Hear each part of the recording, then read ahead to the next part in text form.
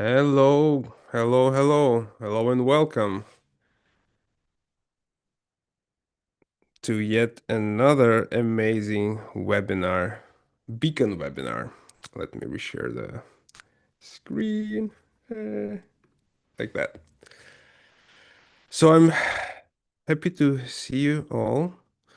Hope you see the slide that I'm sharing, and let me know if you see everything, if you hear everything. Let's have some activity in the chat. You should be seeing some mysterious word cloud. Do you see that? And if yes, please tell me what associations do you have with all these words that we have there? Maybe one word, maybe two words. Like what kind of association you have with that image? I wonder what you think about it, because this is just some sort of a secret game that we're playing within those webinars, and the answer will follow on the follow-up series. So we're planning to unveil this mystery uh, webinar by webinar. Let's put it like this. Let's see what we have. BA box summary, okay, not bad. BA activities, yes. Analysis process. Nice option, guys. Oh, and we have X from Petro. Okay, yeah, I guess you could see X there as well.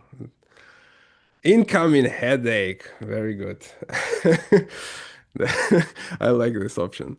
Okay, guys, let's do another drill. Tell me where you're joining us from. Tell me where, like, for example, I'm joining from Dnipro, from Ukraine. Tell me where you're joining us. Tell me what do you see around yourself, like maybe a certain interesting object. For example, I do have this thing. I don't know if you can see it. Huh? Do you like it? It's a very nice kind of flower, which is made off of Lego. No, I wanted to talk about that. So let's see what we have. Who we have? We have, oh my God, so many people. Warsaw. We have Opole, Poland. Wow. Lviv. Currently Vienna, Austria. Perfect. Dnipro. Nice. Lviv, Poznan, Kiev, Bulgaria. Wrocław, a lot of people from Wrocław. Istanbul, Turkey, wow. Lviv, Poland, Spain. Ivano-Frankivsk, that's also Ukraine. Burgas, Bulgaria. Ivano-Frankivsk, Bucharest, Romania, or Romania, excuse me. Lviv, Kiev, Colombia, wow. Lviv. Cool, cool. Great. All right. I forgot to introduce myself. My name is Kirillo, and I'm business analysis office director at the company called SoftServe. And actually, this session is powered by SoftServe. So let me just say a few words about this wonderful company. So actually, we're a large technological company and specializes in consultancy services and IT services, software development uh, globally. Oops, I can hear my echo for some reason. Okay. Yeah, wide range of services, basically having the projects in all directions possible, with all technologies possible, in all domains possible. And I see that did we mention our favorite buzzword, AI? I don't see it on the slide, but definitely doing a lot of projects around AI these days. And we have a quite well-established business analysis office. It was established in 2012. So yeah, quite some time ago, and right now we have around 400 business analysts spread across 12 countries. You may use those QR codes to join us on LinkedIn and on the Facebook. This is not like a company pages, but rather business analysis community pages. So we're very excited to host these sessions and widen and spread the word about business analysis. So yeah, please join all our social networks. And today we have a very special session for you. And I will introduce our dear speaker right now. So we have Irene Kanzuba with us today. and she's a senior business analyst at SoftServe. She has more than 7 years of experience and specializes in requirements management and process optimization and stakeholder communication, and also his experience working with international teams on complex transformation and integration projects. I witnessed that. I witnessed Irene at work. She is amazing. And yes, she is skilled in bridging the gap between business and technical teams, and we all as business analysts, to drive successful project outcomes. So today we're gonna talk about non-functional requirements, if I'm not mistaken, right, Irene? You Yeah, may that's it. you Oh may no, join actually I us. forgot the topic. So we probably talk about strategy analysis today, right? I'm No, sure no, no, you're that's a ready to joke. talk. I'm sure that you're ready to talk about any subject, yeah, but Oh yeah. probably non-functional requirements today. All right. So then the stage is yours. The only thing I want to say, like, guys, put your questions in the chat, but better to put it in the Q&A, because that way we may not miss them. But also, chat is also fine. So Irene said that she will monitor both sources and stop and answer your questions whenever they come. All right. So Irene, here you go. The stage is yours. Yeah, let me share my screen. Well, basically I think that every session, every meeting starts with the same uh, phrase. So and now this is like not actually the exclusion, right? So I hope that you everyone can see it right now. It Yeah, should be we do. working fine. Yeah, great. Thanks, Karela. So yeah, as actually it was announced, yeah, today the topic is non-functional requirements, and I would like to give you as much details like from my experience. I want to kind of share my knowledge here and kind of encourage you, like empower you, to work more with this topic, right? To cover it. And well, kind of short agenda, what is included in the webinar today. Well, it's usually like introduction, right? Like never without it. What is then the difference between non-functional requirements and quality attributes? How different frameworks like suggest us approaching this topic? What are the quality attribute scenarios and how to write good ones, and some techniques for listing and defining and documenting non-functional requirements as well. If you stay like till the end, I will give some tips how to use AI tools like ChatGPT, Gemini, Claude, whatever you have, to speed up actually your work, like to kind of help you be more effective in non-functional requirements, elicitation, and documentation. So like stay tuned, right? And before actually we dive deeper, I would like you to scan the code and go to Mentimeter. Well, I will probably share right now the screen with the first question, but it also contains the QR code as well. So you should start seeing this right now. Yeah. So you can start the code and basically already start answering that. So just tell me if you need a link as well in the chat. Okay, Marta already posted. That's great. Marta. And I want to first to ask you to answer the question, what have been your biggest difficulties when you tried like working with non-functional requirements, when you tried to list them, to document, to somehow talk with stakeholders about them? So like just give a couple of words, right? So I can know a little bit more about you. What challenges you had?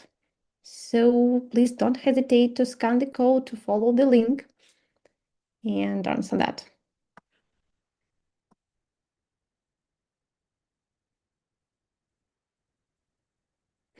Okay, we have the first answer, tools and the scope. Well, that's nice. Whoa, come in more. Measuring, access, timing, ambiguity, making them realistic. Oh yeah, understanding, find them.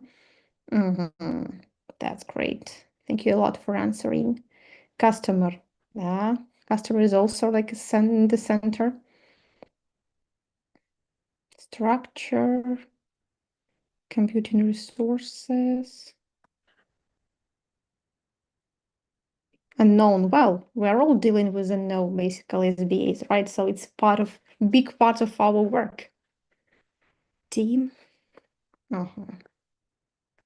Okay, I will try to cover as much as I can today, right? So you will actually know how to deal with unknown functional requirements, how to scope them, how to approach the elicitations, how to make them realistic and apply to the real life.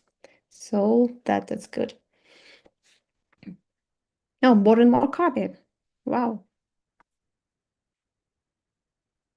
Performance, hardcore, conciseness. Okay, thanks a lot for your active participation. And the next question, it will be more short, right?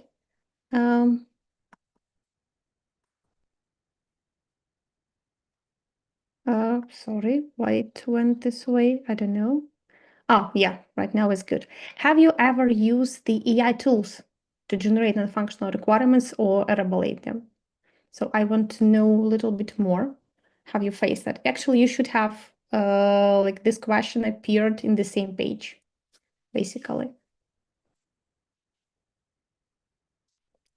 We have 5 answers. Yes, use it often. 2, use it but not from the first. 1, tried but didn't like. Okay. The ones who use it often, you can put your like use cases and how you do this in the chat. So I could see also, and you could share your experience among the colleagues, and probably someone can pick up another use case.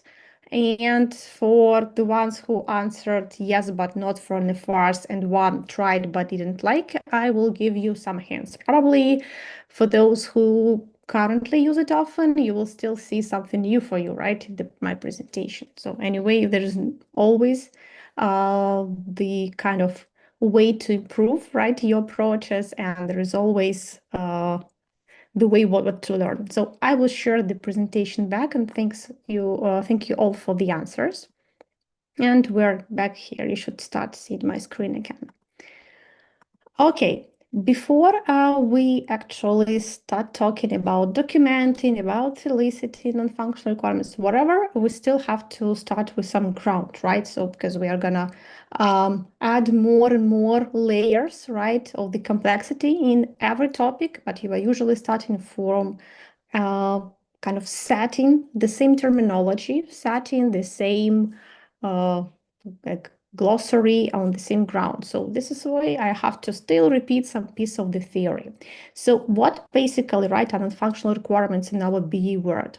They describe the quality attributes, some conditions and constraints of the solution as a whole, right? So, well, there are cases when they can speak about some specific features, but usually this is all about the whole solution, the whole product, and they describe how well the solution has to perform these functions, but not what specifically it does. So we can use it as a criteria to judge the operation of the system rather than like judge their functional behaviors. Kind of if we compare how Babok treats non-functional requirements and PMI, because anyway, we have to take into account PMI's approach as well, because we're working also in pair with project managers, and we also have this PBA guide for business analysis. This is why like this is a good also kind of organization to look at when we're checking our guidelines and potential ideas. So from Babok perspective, like non-functional requirements define the qualities that solution has to meet, it has to have, and conditions under which it must still remain effective, because it's still like bringing the value, it's still operating well as expected, etc. PMI literally looks at as quite similar approach, and so they both emphasize that capturing non-functional requirements is critical, right? So it's not like something should have or additional, right? So it's still like must have thing in our work. It's must have requirement. Uh, I guess everyone saw this picture, right? So kind of it's already, I think, quite an old meme, regarding how customer explained what they want, how project leader understood, right? Blah, blah, blah, blah, blah, and how actually what basically customers get. But I want to show you this picture right now because literally this one is also applicable not only to the whole solution, right, and basically to the whole process of the pre-sale, starting of the projects, active development and delivery, but it's also applicable to this process of working with non-functional requirement. Because due to the fact that we may speak different language with stakeholders, right, and do not pay that much attention to like discussing the same glossary in the same terminology. Also due to the fact that stakeholders might not want, to allocate enough time, or there are a lot of basically kind of situations why this can be skipped as well. We can get the product that from the non-functional perspective doesn't really meet the initial needs, right? So we're here today to talk about that, in order to kind of this mem remains the mem, right? And we avoid delivering such solutions, such features and products in our everyday life. And we're successful. I want to kind of, I would say, recall, right, and emphasize again why these are important. Like why they're so crucial, right? So why we're here to talk about it, despite this topic being not that easy. It still has a crucial impact on business. And first of all, because non-functional requirements, they ensure the solution success because they have really direct impact on user satisfaction and the outcome for the business. Honestly speaking, like every, activity that business does in terms of like either releasing new product or like expanding market, whatever they do, right? That's all at the end about the profit. So of course there are some topics that are more related to like position on the market that are related to some compliance fines, etc. But at the end, it all drives the profit. And first, they are if we're talking about kind of releasing some new product that should like increase the revenue of the company, if this product was developed without proper attention given to non-functional requirements, then like we have the budget spent, right? But we don't have the result delivered the way that it should be, right? The customer users aren't happy.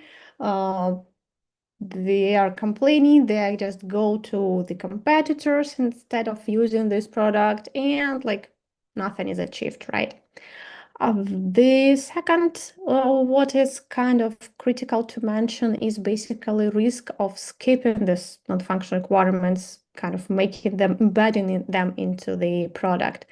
Because the earlier these are elicited, ideally in the discovery phase, the earlier they identified and like embedded into the architecture and covered from different perspectives, from the design, for example, as well, if it is accessibility, not only from infrastructure perspective, we talk about performance.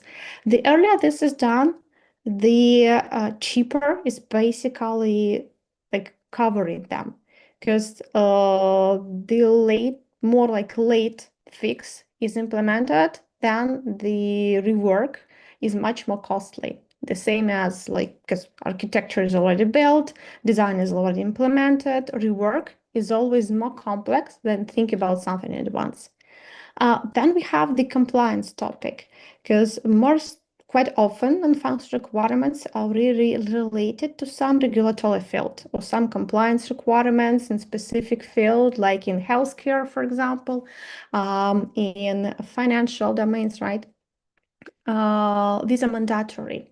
If these are skipped, then it leads to fines to the company. It leads not only to the fact of like losing some piece of the market or just having the customers not satisfied with the product, it also leads to the reputational loss which is somehow sometimes even more harmful for the business than basically just losing the profit, because the profit can be, just fixed in some time, right? But the reputation itself is really like kind of crucial thing. Again, cost of the late fixes, yeah, the more like late the fix is done, the harder it's implement, the more costly it is. And solution evaluation and the value. So if we include on function requirements, like in the checklist, in solution evaluation, then we ensure how like the solution are chosen, that they truly meet the need of the business and the need of the end users, etc. So like these are the, I would say, five major topics. And by the way, if you had in your experience like the cases like that were somehow related to these five that I listed, I mean, this kind of reasons why this matter, please put the number in the chat. So I basically numbered them. So they are not just ordered from the priority perspective, they are numbered just for ease of use. So you can put the number, like if you had faced these situations in your project life. So we could like know a little bit more about the experience that you had. So just this is also a way for you.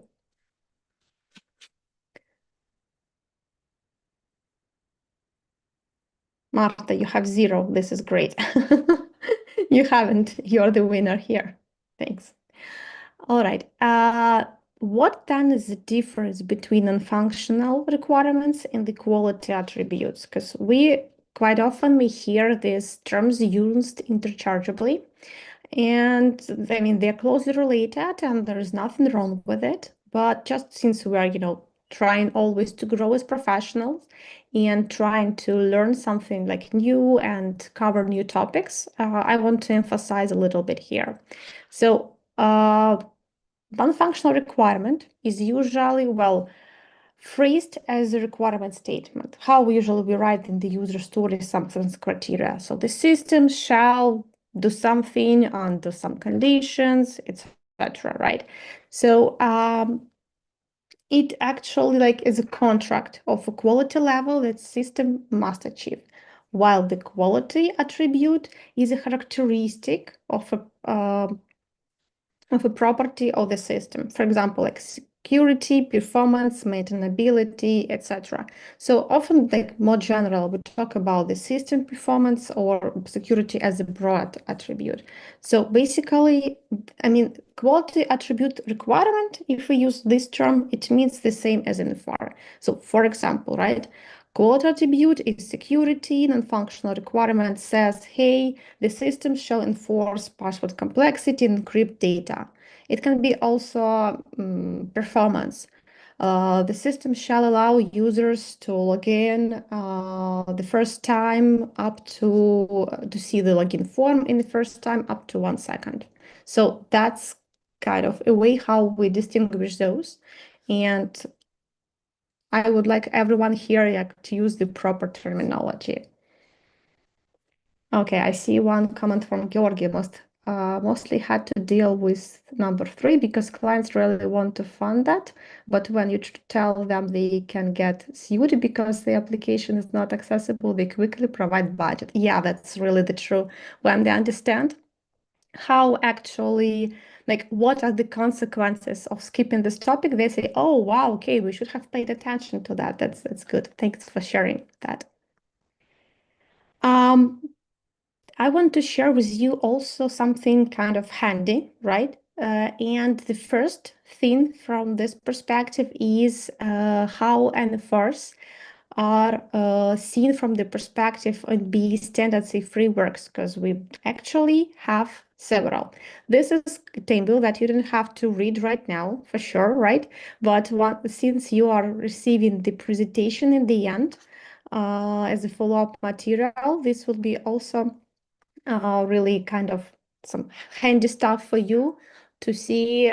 This is a comparison, right? So you could choose the right one when you need it. So Babok, right? So I think well known for everyone, that much known. They use the terminology non-functional requirements, and they say that this is the practice for all solution requirements. How they classify? Well, they don't have this strictly defined taxonomy, but they suggest the quality areas such as performance, security, usability. Uh, what they tell a BA to do? They recommend to treat non-functional requirements the same as every solution requirements, basically functional and functional. Try to capture measurable criteria and prioritize by value and risk.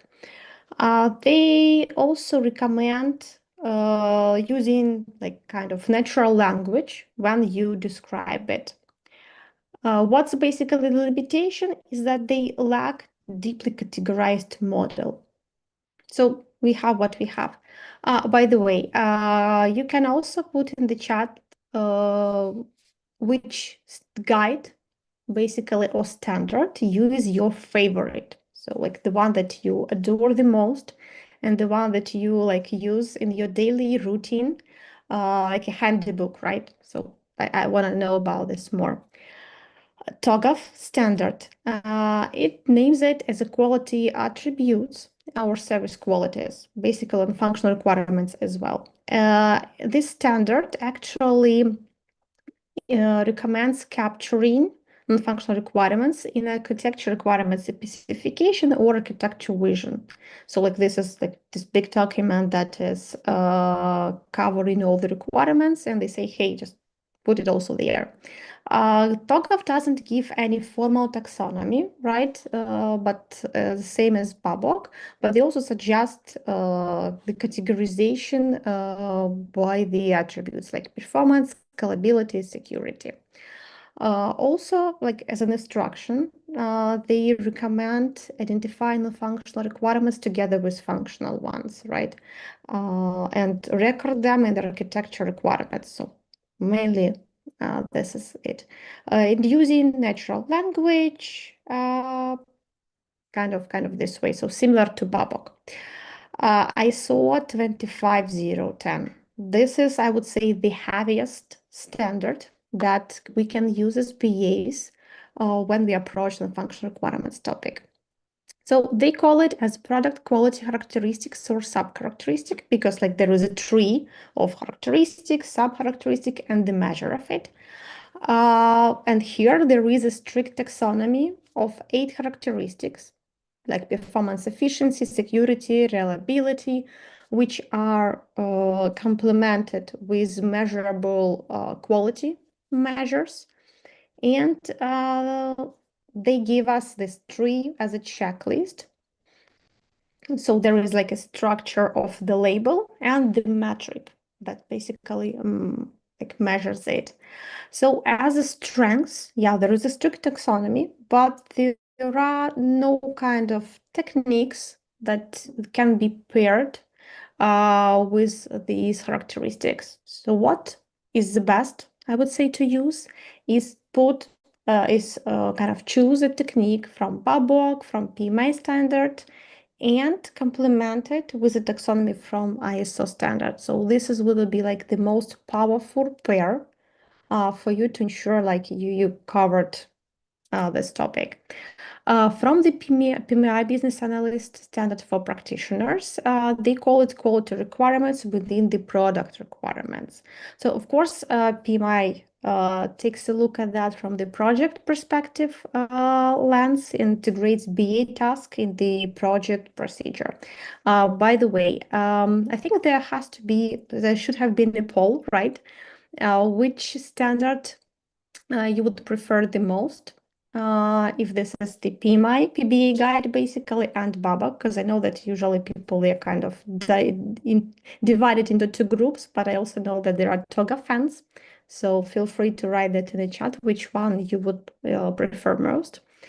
Because I do recommend reading PBA standard as well, because it's a little bit, I would say, more focused on the process than the Babok. That's kind of my observation, but every standard has something to be taken from. That's good for us.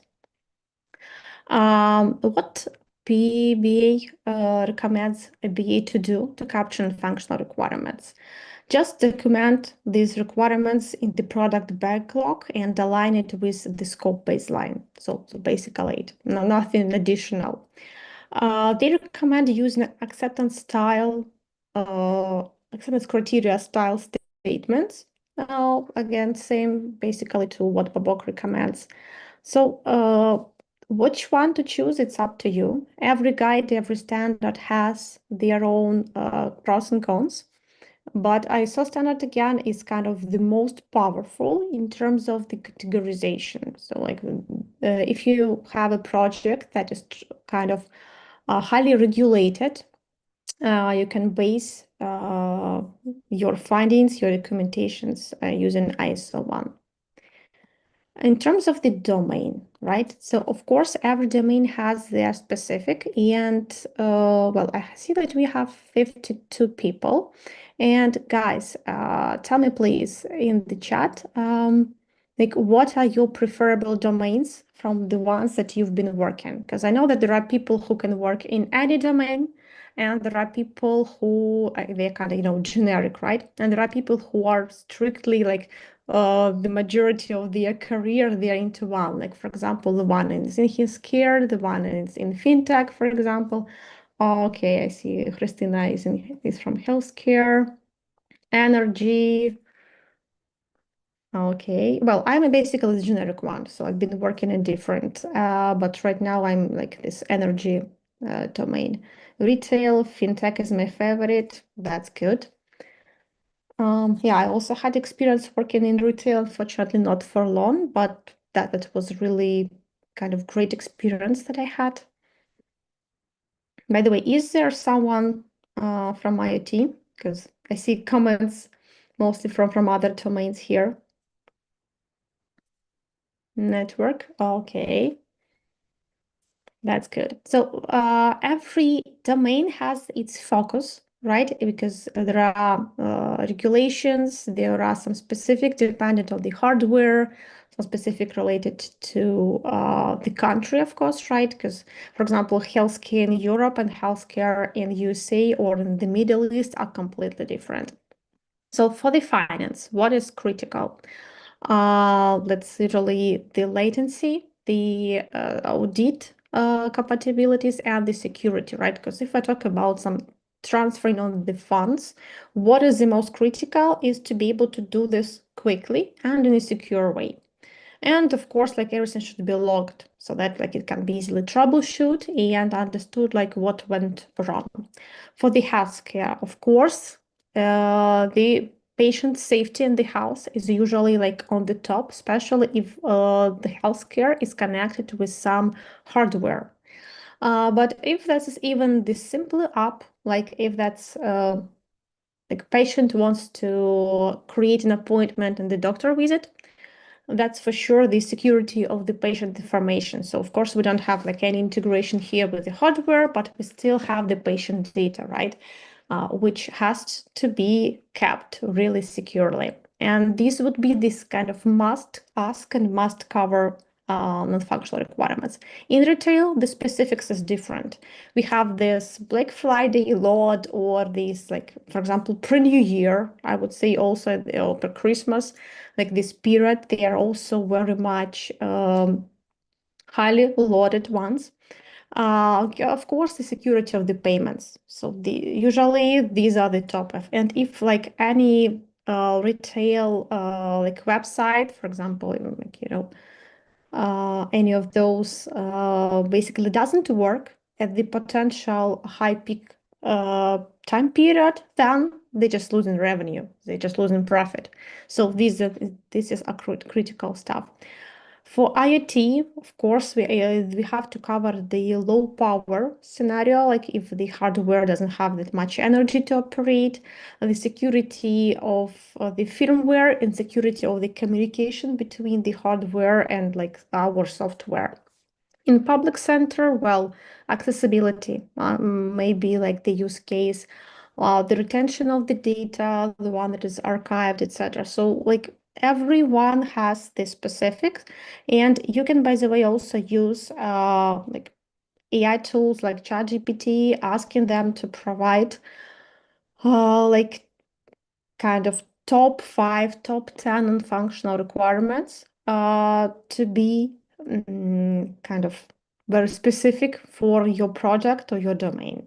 So, and this should be like your checklist, which topics not really to forget to discuss with your stakeholders, and not to forget to plan as a part of the project scope with your architect, with your project manager, because usually, well, this is a topic for BAs for sure, but I always try to say that BAs shouldn't be the one who kind of cover this, because there are some technical limitations or details that we really might not know. And it's good if you really have the chance to share this responsibility with an architect or with a tech lead who can support you in these deep technical questions. And like by that, we can cover as much questions or potential pitfalls as possible. Because like one head is good, several for sure are the better. Okay, going to next. Quality attribute scenarios. Before we move on, can you type plus to the chat if you have ever written those in your projects, if you have ever documented these scenarios? Okay, Petro, Kirilo, to several pluses, good. Christina? Oh my God. So only 3 people here? Okay, let's then talk about this deeper. So what is then the quality attribute scenario? This is, okay, sorry, I see. Okay, I see one more comment. Good. Thank you for the communication here. I like the way that we have the dialogue, not only like I'm speaking, but I see the feedback from you coming in the chat. A quality attribute scenario, that's kind of a technique that we can use to provide context to the requirement of the quality. So it just helps us describe the stimulus, some kind of the event, the environment in which it occurs, and the system's response with some measurable metric that we use to support it.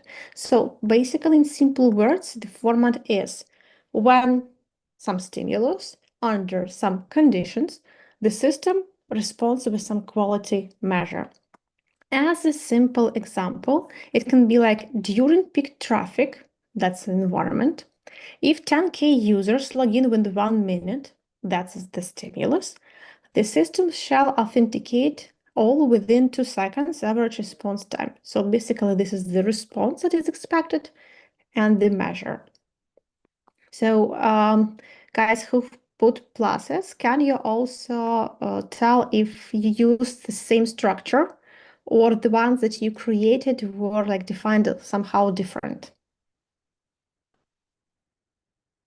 Maybe like you had different namings in the company that project you've been working with in, or you had different, okay, same from Kirilla. Well, we took both of us who work at SoftServe, so I think that we have the same format. Okay. Quality attribute scenario can be actually extended like to an advanced version with 6 parts. So not only event, stimulus, and the response, but it can have like the source of the stimulus, stimulus itself, artifact, environment, response, and response measure written just in this way. Like that's it doesn't say that actually that the previous form doesn't really work, but if you have more specific or you have more complex scenario, you can use an advanced version. So for example, that would sound like that. Source is 10K shoppers at once. Stimulus is they hit the search for deal. So this is actually the action that kind of triggers the system to respond. The environment is normal peak season traffic. So we're not talking about like Black Friday scenario or high load scenario.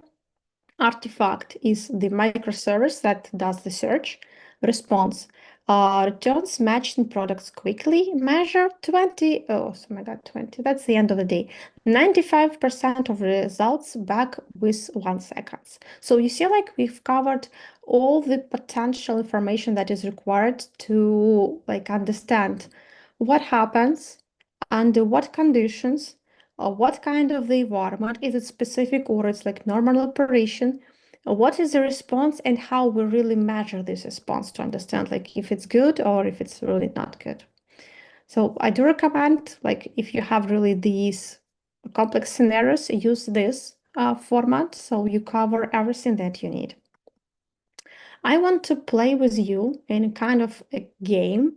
I will be showing this scenario, and just the task for you will be to tell if this one is of a good quality or if it's like the bad one. It doesn't really work and it has to be kind of rewritten, redesigned, etc., etc. So that would require from you to probably, I think that plus or minus in the chat would really work, like plus for the good one, bad for the minus for the bad. I am adding this separate. Oh, I see plus. I think that this is just for the case that you understood the task. I added separator, and this is the first. Please, I'm giving you several seconds to read, and I would expect you to add plus or minus to the chat. So we're kind of practicing here a little bit.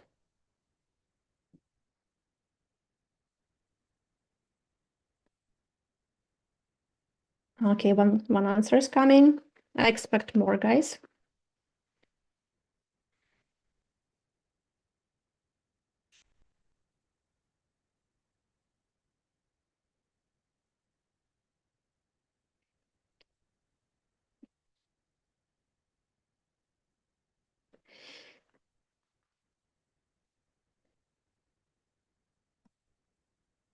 And probably let's stop. So you're all correct. That's the good one because it has all, that was the simplest task, I would say, but we will go to the more complex level because it actually has all the information required and it is quite specific. It gives you like understanding of the scenario in a full manner, right? So even without having the context, you can actually understand what is it about. I'm adding this separator to the chat so we don't mix our answers, and that's the next.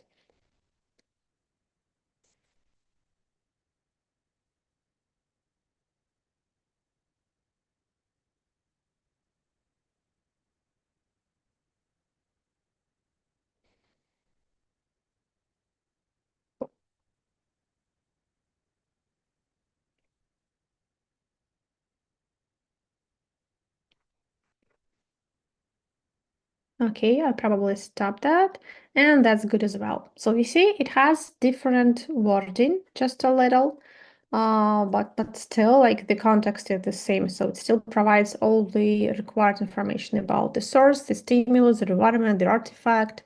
So everything is covered. So that's good one. The next.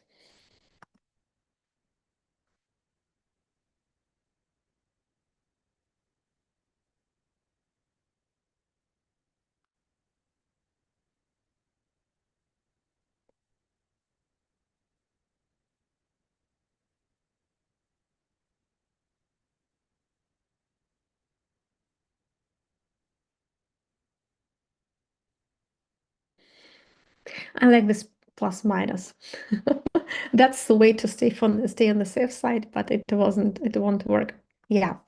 I made it a separator and that's the wrong one. So it doesn't give you any specific about like any microservice crashes, under what conditions, right? So what should happen so that it crashes? Like how to measure that. So it has to be reworked, literally. One more.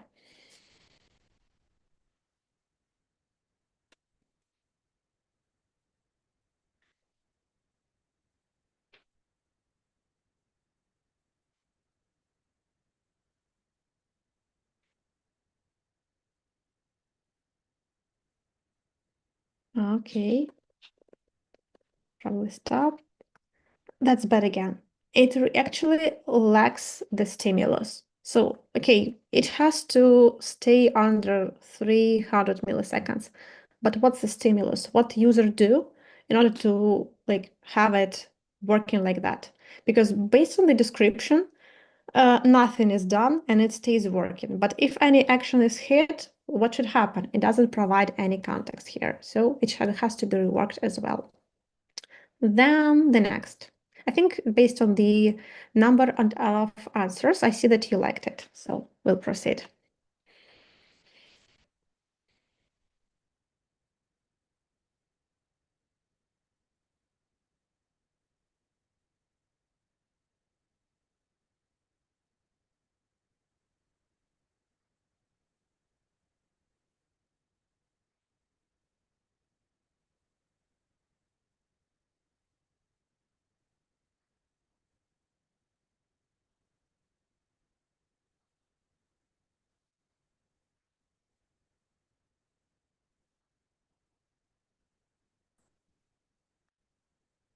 Okay, I think we have enough answers.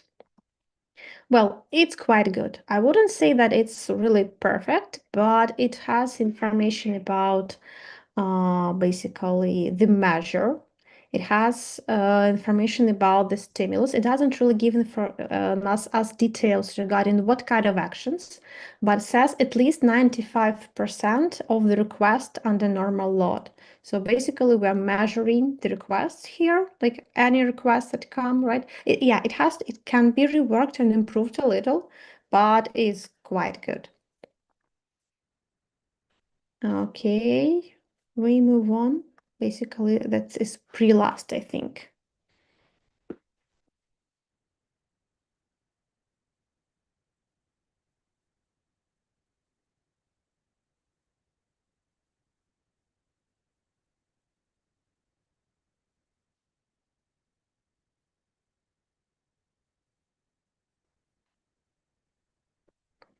Okay, made in the separator, so we stop voting. And yeah, that's for sure. That's simple. That's bad.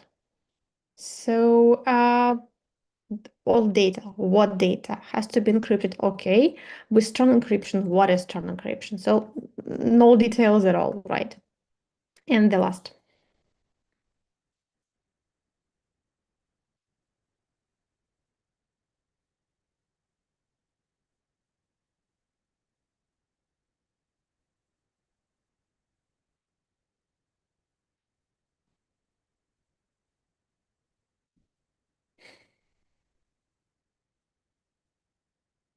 Okay, that one is quite good. So still the way to improve is here. But it names like what kind of the encryption. It says, okay, all customer data, so all personal data, all external data shall use another encryption method. So a way for improvement is there for sure, but that's quite a good one and can be used. So that's good. Thank you all for your active participation. I guess it was a nice exercise for everyone to practice. Okay, and right now, as I promised, I would like to talk with you about the AI prompts, how we can utilize these tools to speed up the way how we work with non-functional requirements. That's the example of the prompts that you will be able just to kind of copy paste from the presentation and try using or just change them and probably like adapt based on your needs as well. So the simplest way that we can do, of course, if you like small disclaimer, just a reminder about like sensitive data, right? So if you are using the AI tool that is your personal, and like your company, there are policies that basically doesn't allow you to use your personal tools, right, for the project needs. You shouldn't put any sensitive information there. But if you are talking about the example of the system, like hospital patient management system, well, this is something that is free to use. So it depends on the company, like what are policies, what are the standards. But just a friendly reminder, given that we have that much tools for us to utilize. With more tools comes more kind of responsibility, right? So we have to utilize them in a safe way for us and our clients. So what you can use is the simplest way, right? You can ask these tools to provide you some examples of the scenarios so that they can help you at least brainstorm and give some ideas what to talk about with your stakeholders, how to approach the topic, what else can be specific for the market, etc. So like the first one and the simplest. As a business analyst, generate 3 quality attribute scenarios for the, like here is the example, we have hospital patient management system, one for performance, one for reliability, one for security. And you give the format, right? So provide the stimulus, environment, response, and response measure format.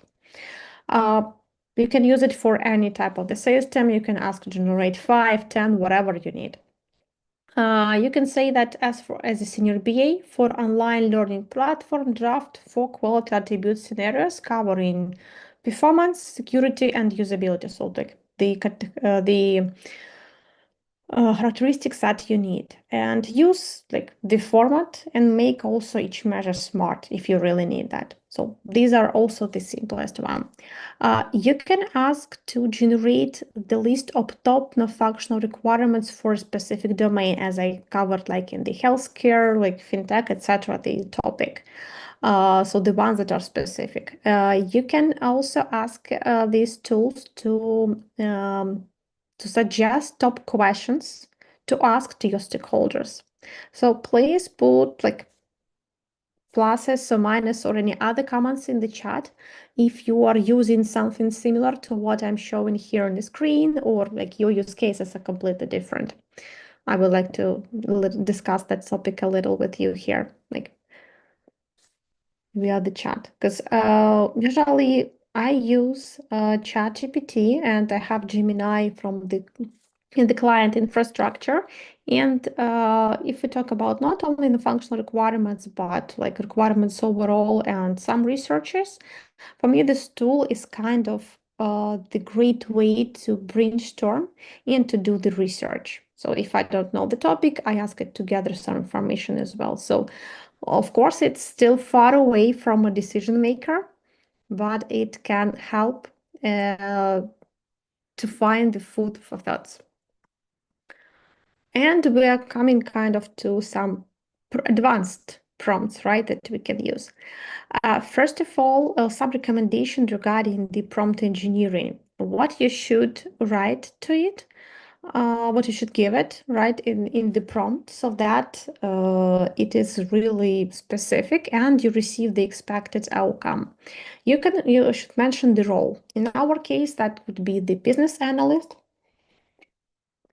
or you can even mention like senior BA, lead BA, something like that, so that you indicate like the level of complexity of the output that you expect, or the architect, application architect, who is working together with senior BA, etc. So like role specification is needed. You give the context, like what kind of platform, product, whatever you're working on, what's your current task. The input, the task itself, when you give the instruction what to do, right? So for example, draft top 5 functional requirements covering the following like scenario, covering the following use cases, etc. You give constraints and you just give the example of the output that it can provide. So for example, just format of the output. In the constraints, you can tell, as this is like the last bullet here, you can ask not to make assumptions. This is probably one of my top requests that I give. And I kind of ask to generate some information. I say, hey, don't make assumptions. Ask questions if you have any, if anything isn't clear, and highlight the gaps for me. So that's really useful. Uh, you can also ask it. This is one of the tips that I heard quite recently, but it was one of the most useful for me. Um, you can ask it to criticize the results of the prompt execution as a role and give feedback and tell how to improve. For example, I asked to help me generate like the research or just kind of the recommendation to how to approach some topic. And they, as a senior BA who just, for example, attended the meeting where this one was suggested, give your critics and suggest how to improve that. That should really help to highlight the gaps because sometimes these tools they are hallucinating a little, and just to minimize that, we can use this kind of a hint. You can also ask it to help shape the prompt or improve the prompt. I think it doesn't really matter which like Gemini, Claude, Chat you use. That's all version works here, all tool works. Um, but the prompt engineering overall and the way how you write the prompt is actually the same because they are all LLM models, right? So they work by the same condition. So you can tell, hey, like this is my prompt. I would like you to do this, this, and this. Please help me improve it by applying the best practices of the prompt engineering, and it will do this for you as well. So these are the hints that you can use when you approach functional requirements and you don't know like what else you might have like missed or skipped or whatever, or you don't know how to document that or what kind of the topics you might have skipped. So I would like to encourage you to write your comments if you are using all of the tips that I mentioned, or you like these were new for you, or there are some else that you would like to share with the audience as well, right? Because these are kind of the tools and the things that we start doing every day in our life and our work. I would say I'm using these tools not only for my BA work, but for everyday activity as a human. And I think that's useful to share as well. And here is the example of one of the prompt that can be used. It's long, right? But it's still like just would like to uh, highlight how the prompt may look. Again, you could copy paste it from the presentation that Marta shares and try to execute, right? So for example, I say, what is my role? I'm like senior BA co-pilot specialized in the functional requirements. So I tell it that I'm a pro, right? The context. I say that I will provide mixed inputs. This one is, by the way, really useful prompt. So please, eyes on the monitor right now, guys. That quite often we as BAs, we work in a hurry. We receive a lot of the inputs from different stakeholders. We have some summary from the meeting with stakeholder or tribe script even. That's right now the what is specific. You always, not always, but often we use these transcribers. We have some input, some notes from our tech lead or some like incident notes from the support team, etc. And we don't know how to make it all work in our functional requirements, how to kind of combine this all information to make it really work as a source. And this prompt, as an example, can help you with that. So you give it as a context, right? So you say, hey, these are my user stories, etc. And you say, okay, your job is to find the candidate in the first and categorize, so derive non-functional requirements from the all information that I will give you. So then you will paste or attach all your inputs. You say that, okay, the categories that I really want to be captured are the following. You just list them. Task, and you just give the steps how to approach, right? Because sometimes they can, I would say, either overwork or just simplify things. So the more specific you are in terms of how you want to extract these NFRs and be classified, the more like proper result is at the end. And give the constraints. So do not invent missing numbers. If absent, leave metric like empty or just highlight it to the gaps list. Just keep each NFR to one concern only. That's really valid. Use the category list exactly as given, so do not add anything, and you specify the output format. So I do really recommend trying this one. You can use probably as an example if you again have this allowed tool that is kind of agreed with the customer, or if you have in your client's infrastructure some tools that are safe to use, some meeting notes, whatever, and try execute it. I do recommend that it will really work. I see. What's your AI tool preference? What do you think is better for the kind of analysis? I would say my preference is really ChatGPT. That's first of all because like I had the license that I bought for me, that was an enterprise subscription that we bought together with friends. Why that's important? Because it enterprise or subscription doesn't use my data to train the model. So it's not indexed, right? It will not appear anywhere else. It was really important for me because like, yeah, I'm keen on making my data safe as much as I can, right?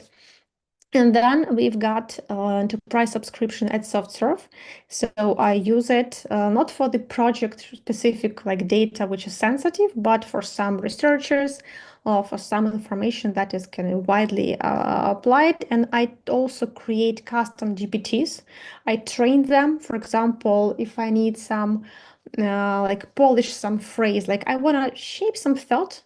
But when I try to write it on my own, it doesn't really sound like naturally. Yeah, so that I have the specific GPT, which is trained to polishing like my emails, my writings, etc. Of course, I kind of get out of it any sensitive information if I put it here, but that works. Gemini, I use quite often for the requirements, like kind of creating the user stories, acceptance criteria, highlighting any gaps here, just because Gemini is a part of infrastructure of the client or the project that I work, so that it's allowed to put any sensitive client, and not basically sensitive, but client-related data, project-related data here, because that's their enterprise subscription. And but from my point of view, um, Gemini is a little bit more simple in terms of doing like a deep analysis. So ChatGPT has more capabilities, but it can be also like somehow the limitation of the subscriptions that I have. So maybe your guys' experience is a little bit different. I don't know. But for example, the one that I haven't worked that much is Claude right now, because I didn't really yet bought the subscription, and free one is which will limited. So by the way, guys, can you write into the chat which one is your favorite, so we can exchange this kind of information here with you as well. Okay, I'm moving on. What are my recommendations, techniques, and tips in elicitation of non-functional requirements and documenting and basically defining? So we talked about kind of the good structure. We just practiced a little bit in understanding what are the good and what are the not really good code attribute scenarios. And right now I want to talk about techniques, right? How to basically to approach that.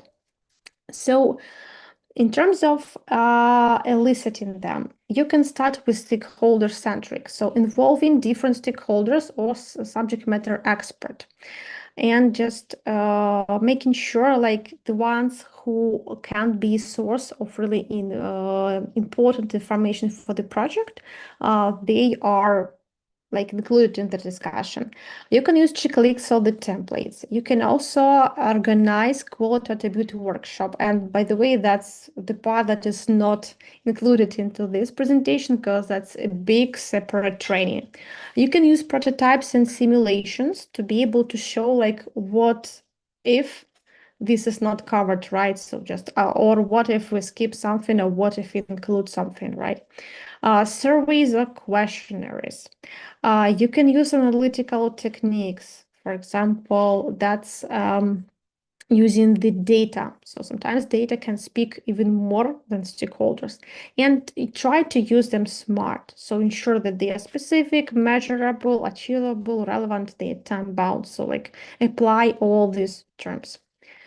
In terms of the way how to capture and document, what kind of document templates to use. There are a lot of options, but these are the ones that I have used and I can kind of advocate for everyone. So first of all, you can have a specific documentation template. This is kind of a register of the non-functional requirements. So like requirement name, description, a business impact, priority, metrics, everything is here. Like even the owner who basically is responsible to ensure this one is applied, implemented, etc.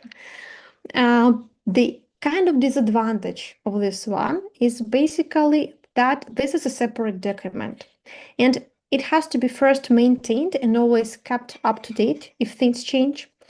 And it has to be, you have to point to it every time when you are documenting like something in a user story. So that it might not be that much useful because like the keeping it up to date sometimes requires a lot of time. You can also add it to user story access criteria, but that works only for small features, right? When the in a functional requirement is something that is tied only to one feature. If this is the requirement that is basically touches like the whole solution, then this doesn't work. You have to put it in the documentation template and in this register. You can mention it on the epic level if it's kind of big, sufficient enough for the epic. But again, if these ones are if your functional requirements are related to the whole project, to the whole product, sorry, you will have to repeat it in each and every epic. And if things change, you'll have to still add it in each and every epic. So that in this case, again, we're coming back to having the document big one as a register. But if this functional requirement is related only to the big feature like an epic, then that's fine to mention it here, right? To ensure like the kind of traceability. And sometimes they can be also documented as non-functional backlog items. Honestly, I have not seen it in my practice because usually I was either mentioning on the epic or in a specific register. But that can also work for some teams when this functional requirement is kind of big enough to be implemented as a separate task and ticket as a separate work. That's again up to the team how basically you can agree with them which approach works the best. And some recommendations regarding the stakeholder interview questions. So how to kind of persuade them, right, to start discussing that. Uh, or how to make them talk about that. I wouldn't really read all of them, but you should step in usually in their shoes to make sure like you are talking the same language. Because some things that are really obvious for us because we're working in these domains might not be really obvious for stakeholders who are not technical at all. And they just want avoid specific terms, but you still need them. So for example, if you talk about speed, you can say, okay, what actions of the system today feel slow? Or if the system doesn't exist, you can say, okay, how long would be tolerable before you like have the result or have the output? Like if that's a question of trust and safety, a good question can be what keeps you awake at night regarding data issue hacks, right? I think that no one would prefer imagining that, but it can work. If this question is regarding the accessibility, we can ask about like, do any users really rely on the screen readers, high contract mode, etc. And we can involve support guys here, or actually the data analytics, if that's established or establish it in the product to gather this information, right? To get to know the audience more, etc., etc. So just try to be in the shoes of the stakeholders. And by the way, there is a good book which is called Ask Your Mom. And I do really recommend it to take a look at this one because it helps basically to understand how to conduct stakeholder and basically user interviews. So it's more about the design, right? And this design thinking, design approach, how to conduct interviews with the users and understand all that. But for BAs, there are still a lot of insights how to make your questions sound right so that you get the answers that derives the insight, but not the one that you would like to hear, because sometimes we get into this trap. And I'm done with the presentation, and we have some time, unfortunately, not that much for the Q&A, so I would like to cover the questions here. I see that there are two open in the Q&A. Can you please share any interesting practical experience you had in the project and was it significant? Any type of the story success? If you discover special cases timely and save the project, or when things went not well or urgent and far appeared unexpected. Hopefully, in my practice, I didn't really have these cases, or I don't remember them right now because there could be some, but I don't remember about kind of missing complete non-functional requirements, because we usually either tried to capture them at the beginning of the project or at least in the middle, because nothing is perfect in this world. Sometimes like the earlier is the better, so we can't tell that everything happened truly on time. The best example regarding success story, I think that could be the situation one in the project we had that was learning management system. We needed to establish the monitoring of how well our backend responds with the information to the front end. Just because the solution that was built, it was created on top of the vendor managed learning management system. So we didn't have our own database. We had the backend that gathered the information from this API of the system and the front end and basically like displayed everything to the users. And no one really knew how long would be applicable to users to wait. So I sit together with the product manager and we started thinking, okay, if like 2 seconds will be something that, users would be okay to wait until the catalog with all the courses loads. I said, okay, let's try. And we established this matrix, and then there were some thresholds and some logs established to measure the how backend really responds. And we discovered that in the majority of the situations, it was much more than 2 seconds. So there's been a lot of work that related basically to the performance optimization. We ended up having our own database, etc., etc. So the project got much more complicated, but hopefully that all was before the release. And when the product got basically released in some of the shape that because we had to cut some functionality, the marketing campaign basically like changed, that was quite performant. So I think that it really saved the situation and we managed to deliver that with quite a good performance. How to work with NFRs in agile environment? They seem better suited in the waterfall.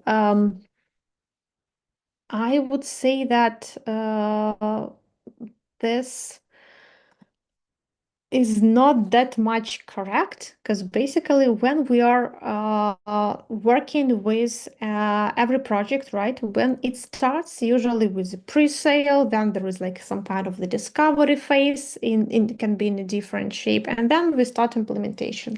So these functional requirements, they should have be basically initially gathered in some way, maybe like quite rough, but during the pre-sale to understand kind of to give, yep, as usual, the client the information regarding like the costs, the timelines, etc. And then they need to be worked deep in the discovery phase.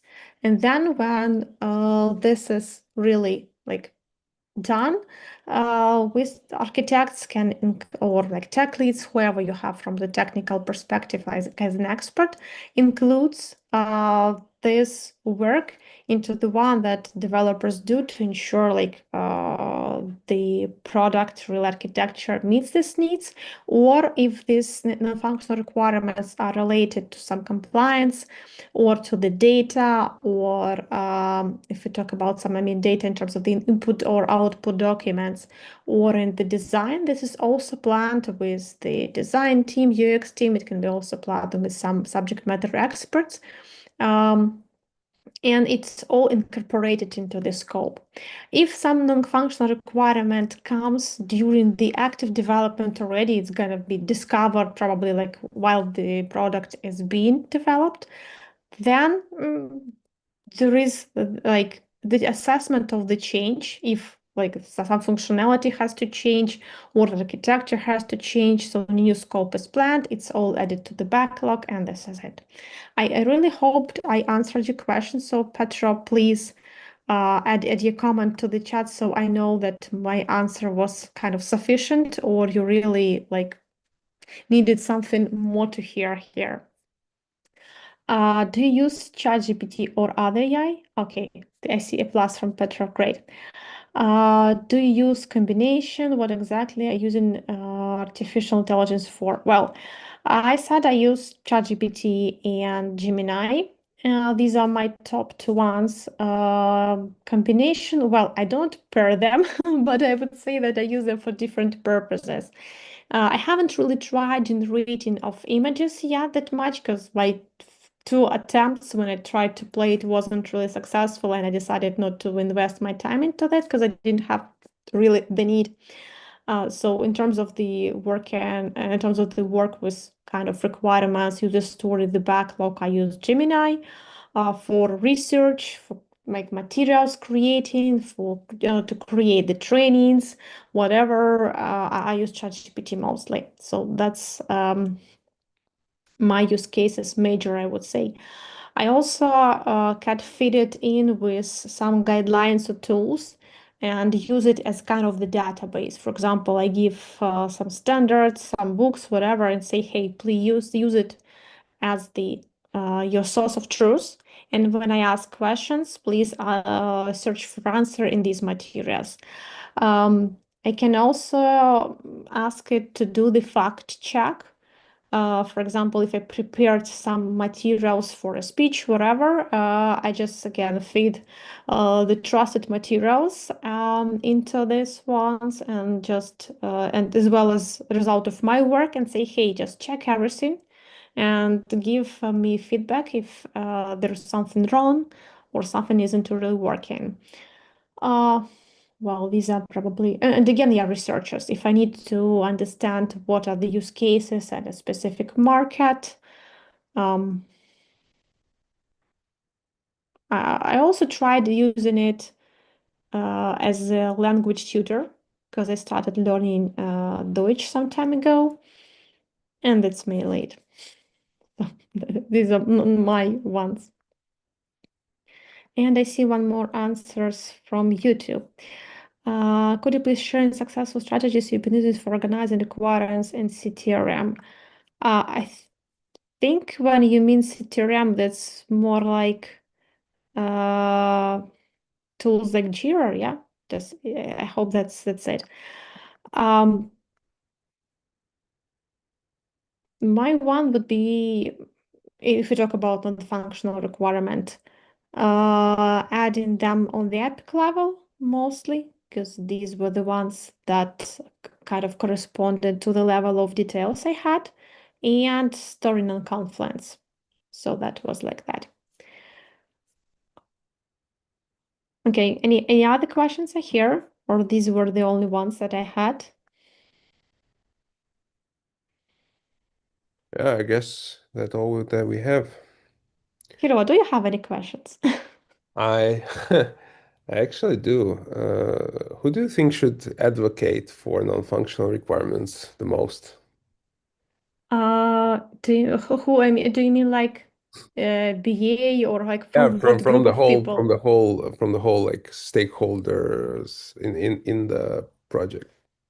Ideally, that should be a sponsor, because in case of the failure, this person pays all the debts. But not often these people they really understand the importance. And here comes VAs, like application solution architects, because we have the experience, right? So we've seen multiple projects.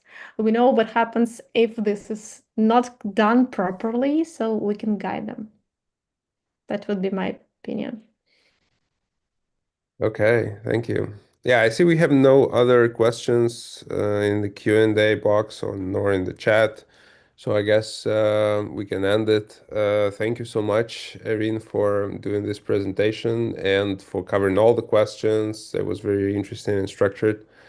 And thank you all for joining us for your activity. Yeah, especially I like this activity with pluses, minuses when we played this game. It was very exciting.